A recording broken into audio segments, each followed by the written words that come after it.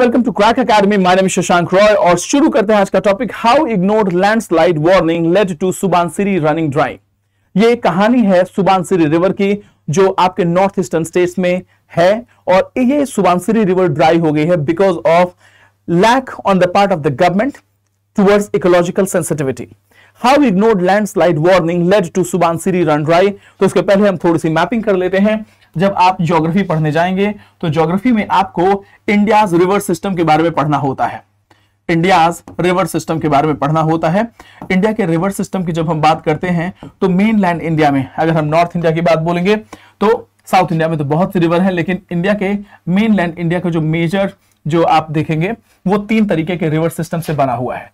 3 तरीके के river system है जिनको आपको पढ़ना होगा। इसमें से कौन कौन से रिवर्स हैं बताते हैं आपको। So the first one will become आपका इंडस रिवर है, योर इंडस रिवर।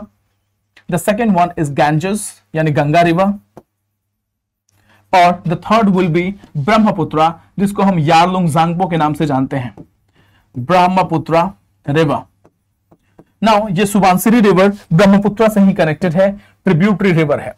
तो आप क्या करेंगे, इंडस में आपका रावी, चिनाब, झेलम, रावी भी सतलुज, इंडस, चिनाब, झेलम।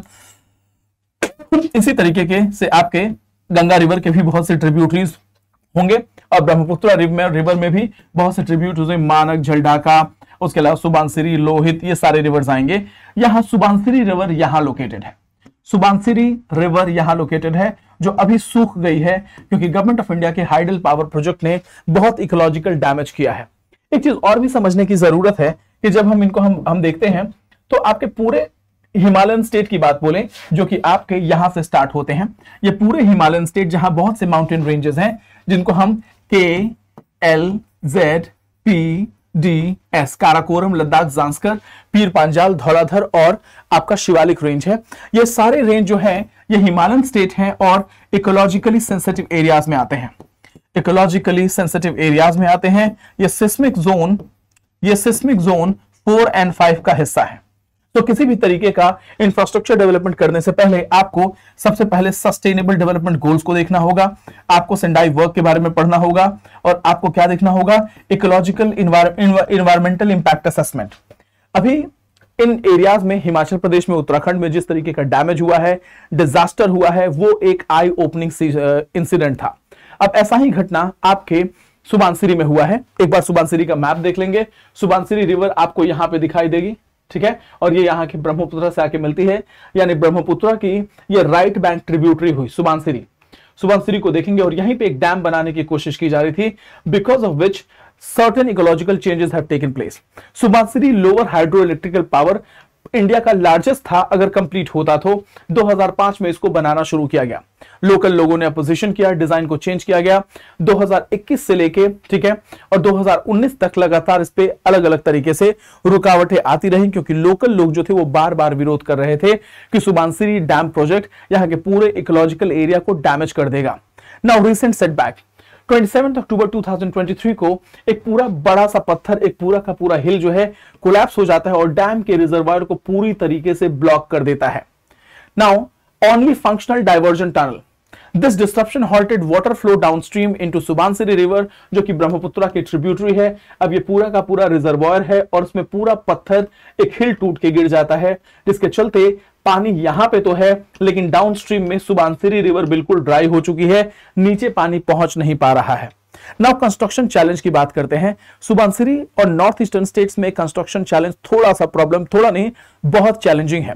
बहुत से ऐसे गवर्नमेंट के प्रोजेक्ट हैं जहां प्राइवेट कंस्ट्रक्शन कंपनीज ने अपना हाथ खींच लिया है पीछे।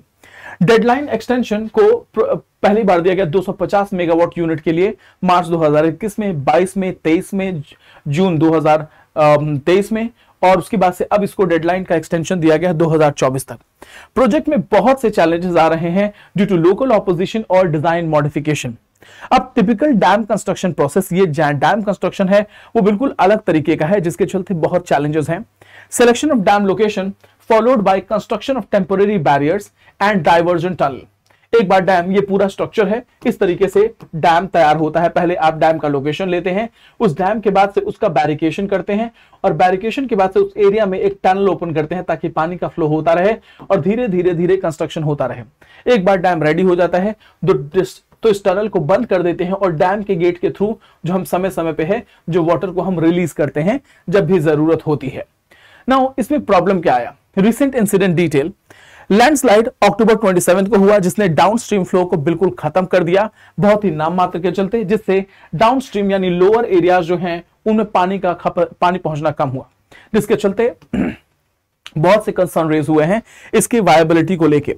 Now national hydro power projects की बात करें तो इनका क्या कहना है कि they recommended examining diversion tunnels impact on slope stability in April 2022, लेकिन इन सारे सेंट्रल इलेक्ट्रिसिटी अथॉरिटी और इन सब के स्टेटमेंट को इग्नोर कर दिया national hydro power corporation limited, जिसके चलते यह हादसा हुआ।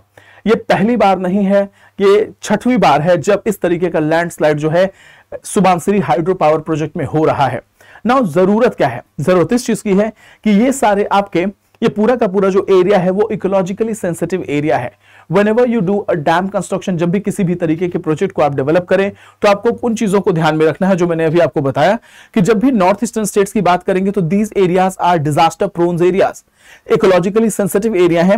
और आप अगर देखें तो रीसेंट डिजास्टर, अगर हम रीसेंट डिजास्टर्स की बात करें जो हमने अपने हिमाचल प्रदेश में देखा, जो हमने उत्तराखंड में देखा, इन सब को देख के हमें एक सबक लेने की जरूरत है। और वो सबक क्या है? That always make sure that you are going for environmental impact assessment. Environmental impact assessment को लेके चलने को क्रिएट करने का इंपैक्ट क्या रीजन क्या था? Because we wanted to ensure कि इन्वायरमेंट के में ऐसा कुछ भी हम चेंज नहीं करने जा रहे हैं जो सस्टेनेबिलिटी को कॉम्प्रोमाइज करे। और जब बात नॉर्थ ईस्टर्न स्टेट्स की आती है तो और भी मामला पेचीदा हो जाता है। So what I want you to understand कि जब भी आप इस तरीके के कोई आर्टिकल को पढ़ें तो सबसे पहले आप उसके ज्योग्राफी को नोट करें, उसके अलावा आप उसकी सेंसिटिविटी को देखें कि क्या ये सेस्मिक जोन में आता है।